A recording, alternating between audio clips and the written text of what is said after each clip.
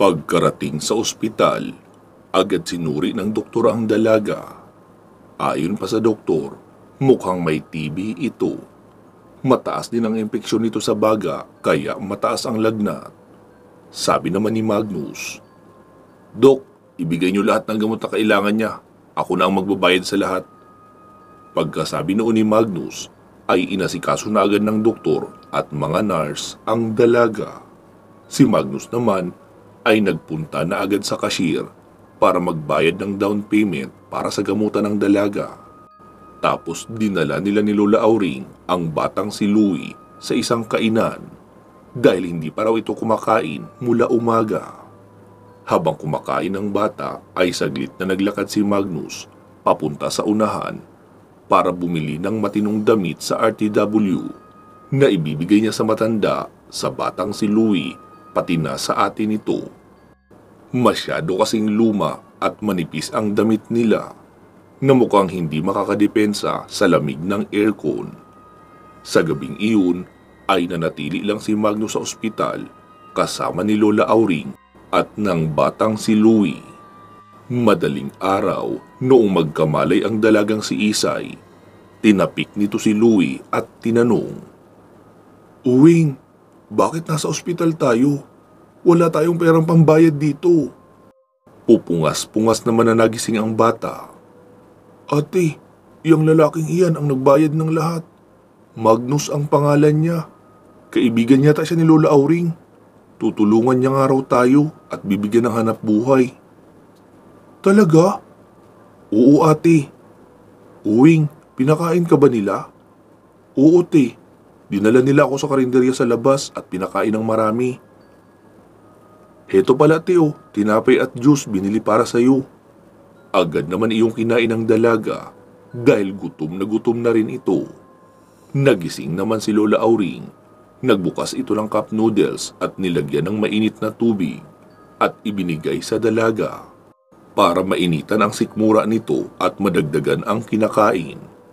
Gising na si Magnus sa pagkakataong iyon pero nagpapanggap lang siyang tulog para makakain ng maayos ang dalaga nang hindi naiilang sa kanya. Noong maramdaman niyang tapos na ang dalaga kumain, ay saka pa lang siya nagmulat ng mata. Sir, maraming salamat po sa tulong mo. Handa po akong gawin ang lahat para makabayad sa iyo." Wika pa ng dalaga.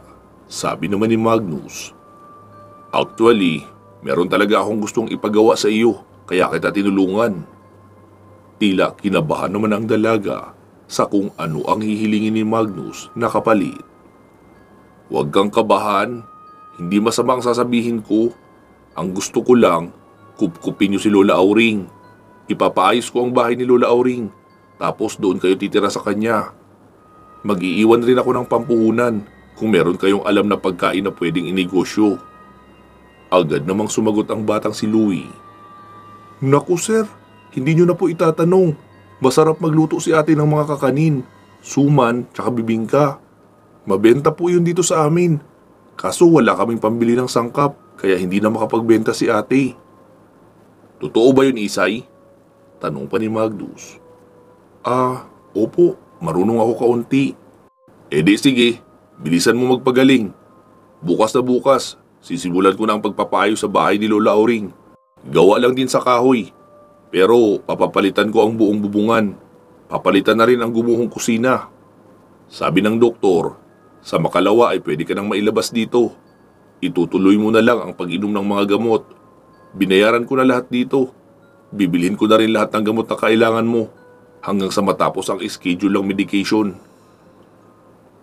Basta ipangako mo sa akin, ituturing mong kapamilya si Lola Auring at magtutulungan kayo sa lahat ng bagay, lalo na sa hanap buhay, para hindi kayo tuluyang malubog sa kahirapan." "Oo Kuya Magnus, makakaasa ka. Matagal na naming itinuring na kapamilya si Lola Auring, magmula noong mawalan kami ng mga magulang." "Sige, bilisan mo magpagaling ha, para makapagsimula ka na agad sa pagluluto ng kakanin. Gusto kong matikman yon bago ako umalis." "Ha? Bakit po? Taga saan po pala kayo?" "Taga Bohol ako, pero sa Maynila ako nagtatrabaho. Pauwi na sana ako ng Bohol noong makita ko muli si Lola Auring. sa dati namin kinainan, kaya kinausap ko siya. Tapos pinilit ko siyang isama ako sa bahay niya para matulungan ko siya. Itinuro niya naman ang bahay niyo. Kayo daw ang madalas na magbigay ng pagkain sa kanya. Kaya gusto kong tulungan na rin kayo. Dahil sa iniwan na pala ng mga anak si Lola Auring, tapos kayo naman ay ulila sa mga magulang, kaya gusto kong pag-isahin na lang ang bahay niyo para kayo-kayo na rin ang magtutulungan sa paghahanap buhay. Nang maging magaan na ang inyong pamumuhay, hindi mo na kailangan maglinis sa ibang bahay o maglabada. Hala, nakakahiya naman sa'yo Kuya Magnus. Hindi ka pala taga rito, napadaan ka lang. Ano ka ba Isay? Ayos lang yun. Hindi naman ako nagmamadali na makauwi sa amin. Sige na, matulog ka na uli. Bukas, si Louie na lang muna ang magbabantay sa iyo. Aasikasuhin muna namin ni Lola Auring ang pagpapayos ng bahay niya. Magpagaling ka ha. Opo, maraming salamat Kuya Magnus. Wala yun, matulog ka na uli. Wika pa ni Magnus at iniwan na muna sila sa silid. Doon niya na lang ipinagpatuloy ang pagtulog sa kanyang sasakyan. Kinabukasan nga ay inasikaso na nila Magnus ang pagpapaayos sa bahay ng matanda. Tuwang-tuwa naman si Lola Auring. Hulog daw ng langit sa kanya si Magnus. Si Magnus naman ay masaya na meron siyang natulungan. Kahit papaano ay meron siyang pinagkakaabalahan habang nagpapalipas ng mga araw at nag-iisip pa ng mga susunod niyang hakbang. Doon na muna nakitulog si Magnus sa bahay ni Lola Auring ng ilang gabi. Noong mailabas na ang dalaga sa ospital, ay isinama ito ni Magnus sa palengke para makapamili ng mga gamit at sangkap sa pagluluto na tatagal ng hanggang 2 linggo. Sapat na iyon bilang puhunan na palalaguin. Nagbigay rin siya ng pera kay Lola Auring para sa kanilang pagkain nang hindi muna magalaw ang kikitain sa pagluluto noong kakanin. Sumapit na ang huling gabi ni Magnus sa bahay ng matanda. Nakailang araw na rin sa paglalako ng paninda sina Isay at Louie. At talagang patok sa mamimili ang kanilang paninda. Nauubos agad kahit hindi pa sila nakakarating sa palengke. Kaya sigurado si Magnus na magtutuloy-tuloy na ang negosyo ni Isay. Ipinagluto ni Isay si Magnus ng espesyal na suman na may palamang chocolate sa loob para may maibaon ito sa biyahe kinabukasan. Todo-todo na rin ang pagpapasalamat nila kay Magnus dahil hindi lang sila natulungan na bago pa ang buhay nila. Huling gabi na iyon ni Magnus sa bahay ni Lola Auring nang may isang lalaking dumalaw kay Isay. Nilabas ito ni Isay at kinausap. Pero nakita ni Magnus na hinahatak ng lalaki si Isay. Kaya dali-dali na siyang lumabas at nagsalita. Isay, anong problema? Sino ang lalaking yan? Sumagot naman ang lalaki. Brad, huwag kang makialam dito. Problemang magkasintahan ito kung ayaw mong samain ka sa akin. Isay, kasintahan mo siya? Tanong pa ni Magnus. Kuya Magnus, hindi po. Matagal na siyang nanliligaw sa akin. Tapos naghahatid siya ng pagkain. Noong mamatay sila mama at papa, ay sinabi niyang magkasintahan na raw kami kahit ayoko. Pinipilit niya ako palagi na sumama sa kanila kahit ayoko. Doon na raw ako dapat tumira. Bigla namang hinawakan ng lalaki si Isay sa kanyang kamay at hinatak. Huwag ka nang magpaliwanag sa lalaking yan dahil wala siyang alam. Kapag hindi ka sumama, masasawi dito ang lalaking yan. Tila natakot naman si Isay at nagpadala na lang sa hila ng lalaki. Pero pinigilan iyon ni Magnus. Hinatak niya ang dalaga at binangga ng balikat ang lalaki kaya nakabitaw ito. Dinuro-duro naman si Magnus ng lalaking iyon. Binalaan na kita! Huwag kang makikialam! Hinahanap mo talaga ang sarili mong kamatayan! Wika pa ng lalaki. Sabay nagpakita ng pagpula ng mata. Napaatras naman si Magnus dahil nalaman niyang aswang pala ang lalaking iyon, kaya malakas ang loob na manakot. Kuya Magnus, hayaan mo na ako na makuha niya. Isa siyang aswang. Wala tayong laban sa kanya. Mabangis ang lahi nila. Hindi nagpatinag si Magnus at nakatayo lang sa harapan ng lalaki. Biglang nagbago ng tuluyan ang mukha ng lalaki at naging taong lobo. Napaatras naman sa takot ang dalagang si Isay at napasigaw si Louie. Ate! Malakas na umangil sa harapan ni Magnus ang taong lobong iyon. Pero mabilis lang na ikinumpas ni Magnus ang kanyang kamay paturo sa lalaki. Nagkaroon ng ipo-ipo na nakapalibot sa katawan noon na may kasama pang madilaw na apoy. Abot-abot ang palahaw ng lalaking iyon hanggang sa unti-unting natupok at tuluyang naging abo. Sabi naman ni Magnus, Louie, bukas buhusan mo ng tubig ang abo rito ha. Magiging maalikabok yan at sasama sa hangin. Malakas yan makaubo at makapuwing. Tulala naman ang tatlo sa nasaksihan. Ayos ka lang? Tanong pa ni Magnus sa dalagang si Isay. Mabilis naman itong lumapit sa kanya sabay yumakap. Kuya Magnus, akala ko mapapatay ka na niya. Kuya Magnus, marami siyang kaanak dito. Siguradong paghihigantihan nila kami rito kapag nalaman nilang dito namatay si Jeffrey. Ha? Marami siyang kaanak na kagaya niya? Oo, Kuya Magnus. Saglit na natahimik si Magnus at umupo sa upuan sa tabi ng bahay ni Lola Auring. Lola Auring at Isay, okay lang ba sa inyo kung ilipat ko na rin kayo ng lugar? Ha? Ano pong ibig mong sabihin? Tanong pa ni Isay. Sumama na lang kayo sa akin sa Bohol. Mas ligtas kayo roon. Hindi nyo rin po problemahin ang pagkain. Pwede kayong magtrabaho sa hasyenda. Marami rin akong tao roon na katulad yung kinupkup ko at dinala roon. Karamihan sa kanila, mga dalaga. Nagsalita naman si Lola Auring. Ano Isay? Ayos lang ba sa inyo? Pwede tayong magbagong buhay doon, sa lugar na walang nakakakilala sa atin. At maaari nating simulan ang buhay ng maayos. Nagsalita naman si Isay. Ano Louie? Okay lang sa'yo? Opo ate, basta kung nasaan ka, doon rin ako. Oo Magnus, pumapayag na kami. Sige po pala, ihanda nyo na ang mga gamit nyo. Pati na yung mga bagong bili nating kagamitan sa pagluluto. Pwede pa rin kayong magtinda ng kakanin doon. Maiwan ko muna kayo rito ha, may pupuntahan lang ako. Paalam pa ni Magnus. Nagsalita naman ang matandang si Lola Auring. Magnus, saan ka pupunta? Lola, naalala mo noong unang kita mo sa amin ng mga kasama ko? Pagkaalis namin doon sa kainan, may nakaengkwentro kaming mga taong lobo. Ang duda ko ay kapamilya iyon ng lalaking ito. At ang dahilan kung bakit ako kumain muna doon sa kainan, noong magkita tayo, dahil nagpapalipas ako ng oras. Gusto kong dumaan sa bahagi kung saan kami tinambangan, pero dapat gabi na, para naroon na ang mga nag-aabang na taong lobo. Lilipulin ko muna sila bago tayo umalis, para maging ligtas naman ang mga taga rito, at kahit ang mga bumabiyahing tao na hinaharang nila. Sigurado ka Magnus, kakayanin mo sila. Balita ko pa naman napakarami nila, dahil isa silang malaking pamayanan. Opo Lola, magtiwala lang kayo. Hindi naman ako nag-iisa, di ba? Pangako, babalik ako dito bago mag-umaga. O baka nga mas maaga pa roon. Bukas ng hapon tayo aalis dito.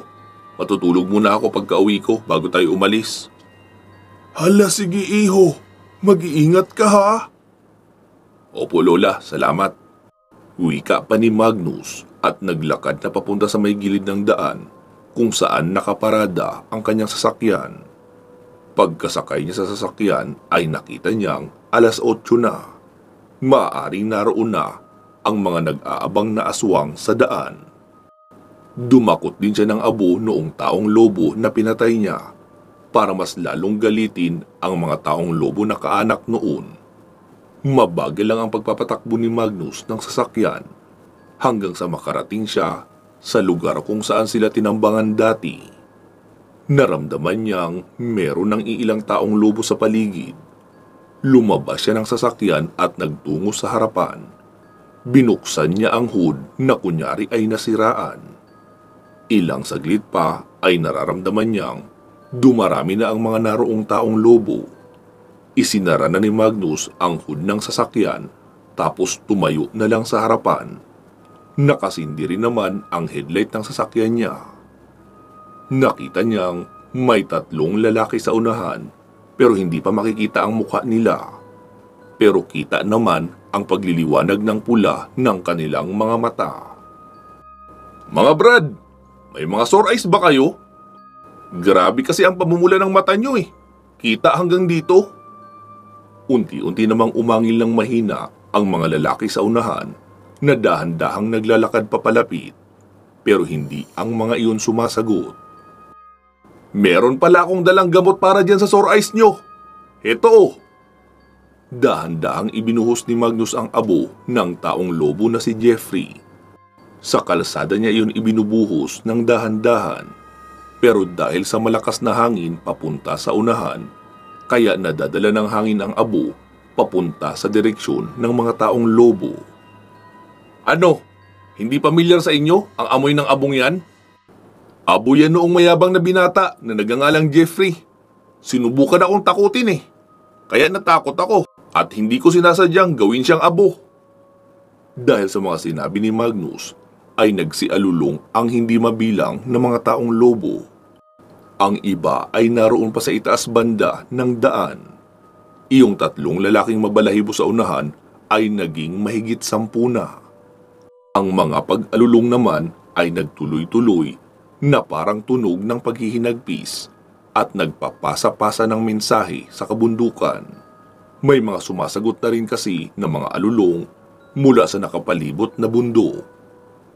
"Yan! Tama yung ginagawa nyo. Sabihin nyo sa buong lahi nyo na may pinatay sa kalahi nyo at narito ang pumatay. Isang Manila boy. Ay, mali pala. Bohol boy na pala ako ngayon." Habang nakatayo lang si Magnus sa gilid ng kalsada, ay parami ng parami ang nagdadatingang taong lobo. Mukhang bumababa na ng kabundukan ang buong tribo ng mga taong lobo. Inalala ni Magnus ang naging panaginip niya dati, kung gaano karami ang mga taong lobo na umatake sa kanyang pamilya. Ibig sabihin, marami talaga ang mga taong lobo na naroon. "Mga gabay, gising ba kayo?" Sumagot naman si Aguada. "Bakit Magnus? Kailan ba kami natulog?" "Ay, oo nga pala. Ang tahimik nyo kasi nitong mga nakaraang araw." Sumagot naman si Teran. Bakit naman kami magpaparamdam? Wala ka namang ginagawang salungat sa layunin namin." "Natutuwa nga kami na tinulungan mo iyong lola at ang magkapatid." Mabuti naman. "Mga gabay, marami-rami ito. 5 tayong lalaban. Kaya nyo na rin namang lumaban, di ba, kahit walang utos ko?" Sumagot naman si Pyro. "Oo, Magnus! Kasi kung hihintayin pa namin ang utos mo, patay na tayong lahat, pati ikaw, dahil mabagal kang mag-isip at kumilos." "Ito naman, hindi naman ako sumabagal. Pinag-iisipan ko muna siyempre kung karapat-dapat ba talagang patayin ang mga nakakaharap natin o bibigyan pa ng ikalawang pagkakataon. Kaya hindi ako agad gumagawa ng hakbang. Pero sa pagkakataong ito, sobrang deserve ng lahing ito na malipol. Kaya magtulong-tulong na tayong 5. Ubusin natin lahat ng narito." "Sige Magnus, humanda ka na. Narito na sila at aatake na." Wika pa ni Aguada. Inihanda na ni Magnus ang kanyang mahabang espada at isang jungle knife. Naroon sa espada ang kalahati ng medalyon, kaya kung anong kakayahan ng mga gabay ay pwede niyang palabasin sa espada, pero bihira niya lang iyong gamitin. May 3 malalaking abuhing lobo ang tumayo sa may gitna ng kalsada, tapos dahan-dahang nagpalit ng anyo. Naging 2 matandang lalaki at 1 matandang babae. "Iho, totoo ba ang sinabi ng mga kalahi ko? Wala na raw ang paborito kong apo na si Jeffrey at ikaw ang tumapo sa kanyang buhay." Sumagot naman si Magnus. "Si Jeffrey pala ang paborito mong apo? Akala ko si Karen." "Oo Manong, ako nga ang tumapo sa kanya at ginawa kong abo. Tinakot niya ako na lalapain eh. Kaso nagulat din ako. kaya nagawa ko tuloy siyang abo. Iho, bilib din ako sa'yo. Napakalakas ng loob mong magyabang na ikaw ang pumatay sa apo namin. Samantala narito ka sa aming teritoryo. Parang ipinagmamayabang mo pa at hinahamon ang aming buong tribo. Sumagot naman si Magnus. Hindi po ako nagmamayabang. Naparito talaga ako para ubusin kayo. Tila natatawa naman ang dalawang matanda na naroon. Huwag kang mag-alala, iho.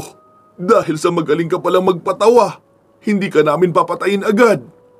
Gagawin ka naming katuwaan sa aming pamayanan. Tiyak, mabibigyan mo kami ng aliw sa iyong talento. Sumagot naman si Magnus. Hindi po ako nagpapatawa. Uunahin ko kayong tatlo na pugutan ng ulo.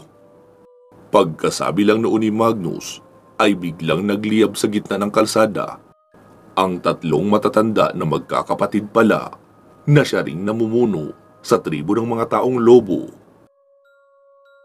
Ano ka ba naman, Pyro? Kakabitaw ko lang ng pangako na ako ang puputol ng ulo sa kanila. Sino bang puputulan ko ng ulo? Iinabo mo na agad. Wala namang sumagot pa kay Magnus. Nakita niyang naggagalaw na ang mga halaman at talahib sa itaas. Tanda na halos magkakasabay na ang napakaraming malalaking taong lobo na papasugod sa kanya.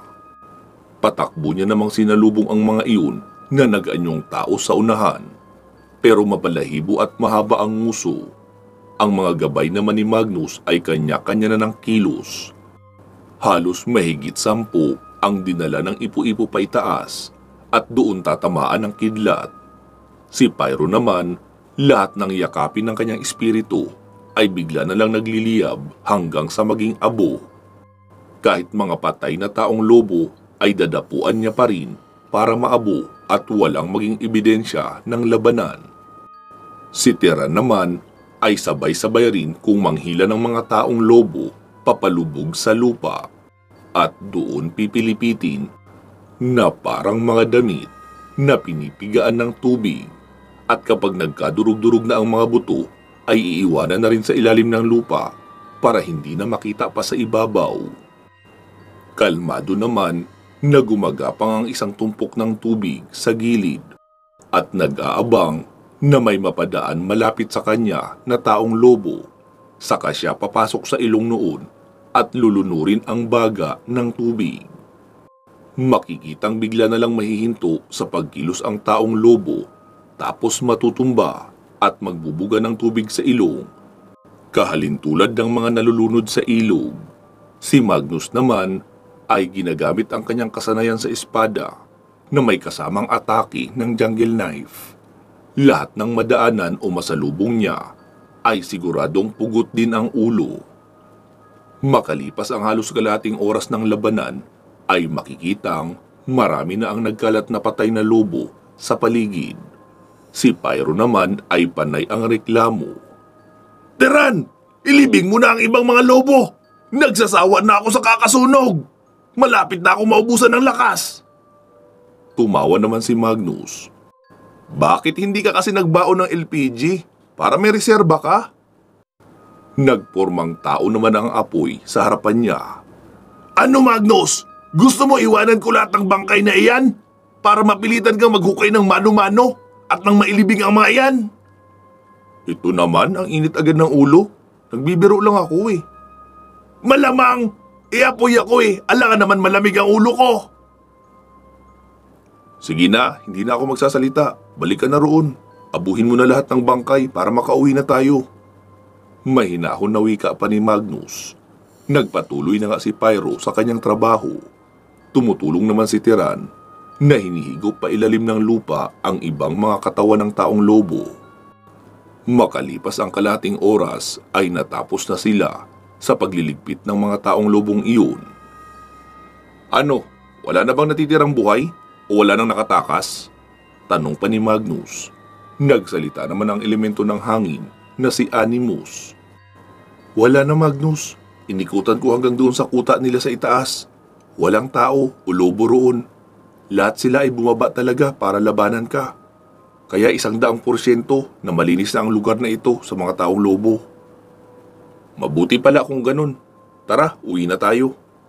Muli nang nagsibalik sa katawan ni Magnus ang kanyang 4 na gabay. Bago umuwi, ay dumaan muna siya sa bilihan ng lechon manok para may pang-ulam. Pagkarating sa bahay ni Lola Auring, ay naabutan niyang naroon ang 3 sa labas ng bahay, nagdarasal habang may hawak na rosaryuhan. Oh, anong ginagawa niyo? Bakit kayo nag-i-angelus? Hindi kami nag-i-angelus, Magnus. Nagdarasal kami para sa kaligtasan mo. Ah, ganun po ba? Mabuti pala at umuwi ako agad. Dahil kung bukas pa pala ako umuwi, ibig sabihin, hanggang bukas pa kayong nariyan, nagro-rosaryo. Oo naman, Kuya Magnus. Handa kaming magpuyat para ipagdasal ang kaligtasan mo. Sabat pa ni Isay. Oh, sige na. Sigurado ako hindi pa kayo naghahapunan dahil hinihintay niyo ako. Bumili na rin ako ng lechong manok dahil alam kong gulay lang ang ulam natin. Wow, lechon! Bulalas pa ng batang si Louie. Oh, Isay, ikaw na maghanda ng lamesa. Wika pa ni Magnus sa dalaga at iniabot ang plastik na may lamang lechong manok. Oh, tara na rin Lola Auring, magsikain na tayo para makatulog na rin tayo ng maaga. Mapapagod kayo bukas sa biyahe. Malayo pa ang Bohol. Tumayo naman ang matanda at magkasabay na sila ni Magnus na pumasok sa kubo. Agad na rin kasing sumunod ang batang si Louie noong pumasok sa loob ang kanyang ate Isay. Noong matapos makakain ay saglit silang nagkwentuhan sa sala. Nagtatanong kasi ang mga iyon kung ilan ang nakalaban niyang taong lobo. Sabi naman ni Magnus na hindi siya sigurado kung ilan ang eksaktong bilang ng mga iyon, pero sa dami ng nakita niyang napatay nila ng kanyang mga gabay, humigit kumulang ay nasa 100 lahat. Manghang-mangha naman ang magkapatid sa kwento ni Magnus, pero ang matandang si Lola Auring ay hindi na nagulat dahil ilang beses niya nang nakita si Magnus sa kanyang balintataw na lumalaban sa mababangis na mga nilalang. Oh, tama na ang kwentuhan. Hindi tayo pwede magpuyat. Mahaba ang biyahe natin bukas. Sige na, tulog na. Opo, Kuya Magnus. Sabi pa ng magkapatid at pumasok na sa kwarto ni Lola Auring. Sa ikalawang kwarto kasi matutulog si Magnus. Kinabukasan, bago pa magtanghali ay nakahanda na ang lahat. Itinrangka na lang nila ang bahay na bagong gawa lang din. Ang sabi ni Magnus, nadadalaw-dalawin niya na lang ang bahay na iyon kapag napadaan siyang muli sa tuwing pupunta siya ng Maynila o di kaya uuwi ng Bohol. Masaya na nga ang magkapatid at si Lola Auring na nilisan ang bahay nila sa Bicol at doon magsimula ng panibagong buhay sa Bohol sa lugar ni Magnus. Pansamantala muna natin puputulin dito ang ating kwento. Magsama-sama tayong muli sa part 113. Mag-iingat po kayo palagi at hanggang sa muli.